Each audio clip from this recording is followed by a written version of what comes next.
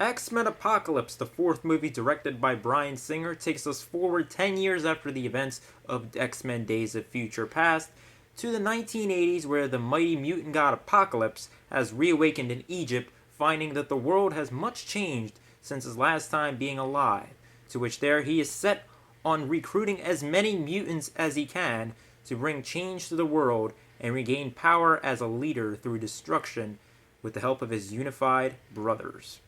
And with that, I gotta say, I was, going into this movie, I was kind of had mixed feelings. It really has to do with this whole X-Men series. It feels like it's a bit rebooted. Going in to see X-Men First Class, I really had some mixed feelings about how I was gonna react to the movie. Was not looking forward to it, and I really enjoyed the movie. And when I went into Days of Future Past, that's when I ran into some issues because, as much as I love the original X-Men trilogy, even X-Men Last Stand, I like the movie. I'm not saying it's a perfect movie. It's not a terrible movie by any means. It's a decent film, and I enjoyed it. I was content with that movie. And when I saw the things that they were changing with that movie before I even knew that they were doing it, I was like, wait, how is this happening? How is that happening? And that was bothering me. That's what really bothered me in that movie. And while it was still a very enjoyable movie, I definitely had concerns with the fact that they just made a movie to eliminate another movie, giving us a pointless movie in a series. The time travel thing I thought was a cheap way to continue making movies, and I was like, ugh, are we just gonna keep adding more and more stuff on here through time travel? And that's what the thing that was concerning me going into this movie. Was this going to focus on time travel again? Because that is what, to me, hurt the other movie. I'm not saying it's a bad movie. It's just, it hurt the movie for me. As much as it was great to see Wolverine and the original cast of the X-Men back, with the new guys of the X-Men, the time travel hurt it, I feel like. The whole altering things, I think you never want to go back in time and alter things. Thankfully, this was not a time travel piece. This movie does take place 10 years after X-Men Days of Future Past, and Magneto is kind of on the run. He's still a wanted man. People are looking for him, and here we have Apocalypse reemerge from Egypt after being pretty much buried underground for how many centuries, and he is recruiting strong, powerful mutants that will help him reshape the world to his liking. There's a lot of emotion in this movie, particularly with Magneto. I think we got some of the best acting out of the entire movie with Michael Fassbender. He did a fantastic job.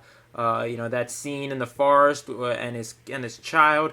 I think that was a really powerful scene that you kind of felt for the character. As much as I was like, well, how many times are we going to be recycling this whole thing of, 1 minute he's the good guy, then he's turned bad. I mean, this has happened in the first movie, First Class. This happened in Days of Future Past, and now it's happening in this movie. I was kind of like, it's getting tired. Like, I would not want to see this happen again, Michael Fassbender as Magneto, he needs to choose a side. Whether he's going to be a good guy or whether he's going to be a bad guy, just choose. Because it seems like they're making all these bad guys seem like the good guys all of a sudden. I mean, Mystique, in the original trilogy, she was like the villain, and all of a sudden now everyone's like looking up to her. She's like this role model. She's the superhero all of a sudden.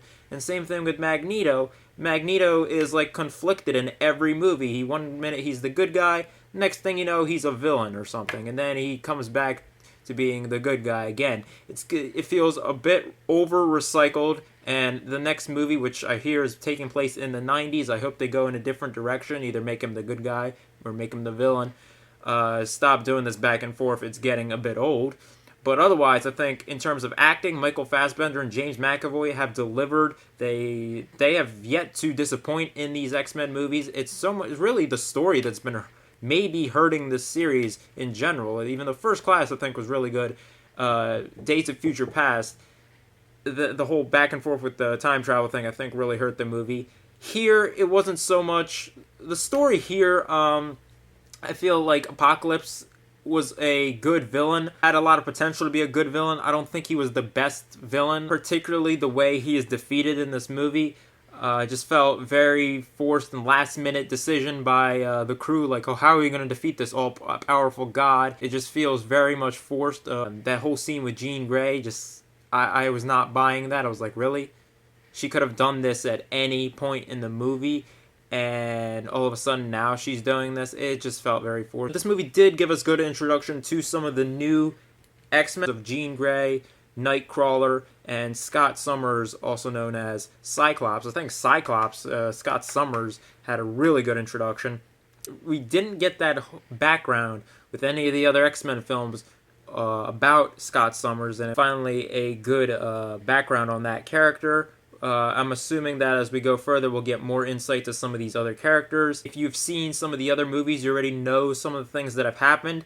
And I'm assuming that once we go forward, they're not going to change things that happened, because I saw some things that they were doing in this movie. They were altering some things that were happening in X-Men 2, which is another thing that bothered me about this movie, because I'm like, oh my gosh, are they going to continue changing things? Because, I mean, there wasn't anything huge, but there were things that they altered that happened in X-Men 2 in this movie and X-Men Origins Wolverine that, I didn't mind that they changed something from X-Men Origins Wolverine because Deadpool's already out, so technically they've already made a bunch of changes, and X-Men Origins Wolverine pretty much you can say doesn't exist anymore. But X-Men 2, taking things from that, you just don't touch it, okay? That is the best X-Men movie to this day. I will say, even after this movie, X-Men 2 is still the best movie, so don't touch that movie. Don't touch the first movie either. They need to stop touching the first 3 X-Men movies. I mean, they've already destroyed the third movie. I guess you can still look at it as like, oh, the butterfly effect thing, you know, those events in the third movie happened, but they were overwritten eventually down the road in X-Men Days of Future Past, but I hate the fact that they eliminated a lot of stuff in the third movie. But anyway, this movie, they did a good introduction to these characters. I think Sophie Turner as Jean Grey was good. The whole thing with her powers, I think, was kind of dumb. Particularly, I don't want to do any spoilers, but particularly with Apocalypse at the end, I thought that was just a cheap, easy way to defeat that villain. This is a teenage Jean Grey. And knowing the condition of Jean Grey in her, mid-30s or however old she was in the original X-Men series, played by Famke Janssen. She, even in her mid-30s, I'm going to say mid-30s because I don't know how old she was in that series, but she was not fully in control of her powers then. Here, by the end of the movie, it doesn't seem like she doesn't have control of her powers, and I'm just not buying it, because here she's like 18 years old. That was like the same problem I had with Star Wars The Force Awakens, where Rey is given far greater force ability than she really should have had. Jean Grey, they kind of pushed it a little bit too much. One minute she's like, oh, I can't control any of my powers, you know, I'm like you, Scott. And by the end of the movie, she seems to be totally, perfectly capable of controlling her own powers. But anyway, we also get other mutants from the X-Men Days of Future Past in Quicksilver, and somehow they still managed to top that scene in this movie. And another thing that I love about this movie is the music. This movie is set in the 80s, and they do a really great job capturing the music of the 80s, even the style. I don't know if anyone noticed that Nightcrawler is wearing something red, and I was like, whoa, that really highlights the 1980s. But there's a lot of little hints to the 1980s, whether it's through clothing or music, that I really appreciated, and which makes me look forward to the 90s, the time period that I grew up in, see what they do in the 90s, being the next X-Men film. But overall, as an X-Men movie, I think it is an enjoyable movie. I think I enjoyed this movie maybe better than X-Men Days of Future Past. I don't know. I'm going to have to rewatch this movie again. But I think X-Men First Class is still a better movie than this.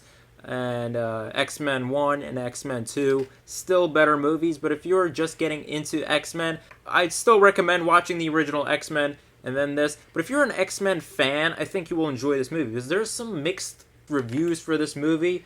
Some people either love it, other people hate it. As a summer action film, I think it's a good movie. It's got good acting, it's got good action, and it's a pretty decent follow-up to X-Men Days of Future Past.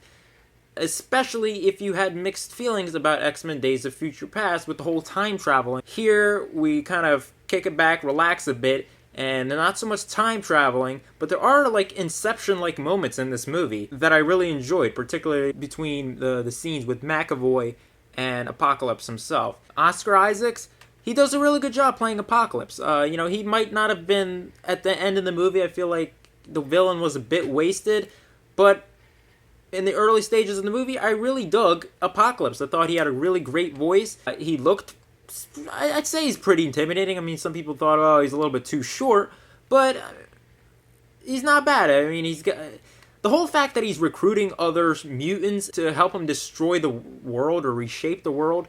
That kind of hurts him because that's saying that he's not powerful enough to do it all on his own. The beginning of the movie wasn't the best either. The introduction of Apocalypse, I think, should have been better. Like, the first 20 minutes of the movie was pretty dull.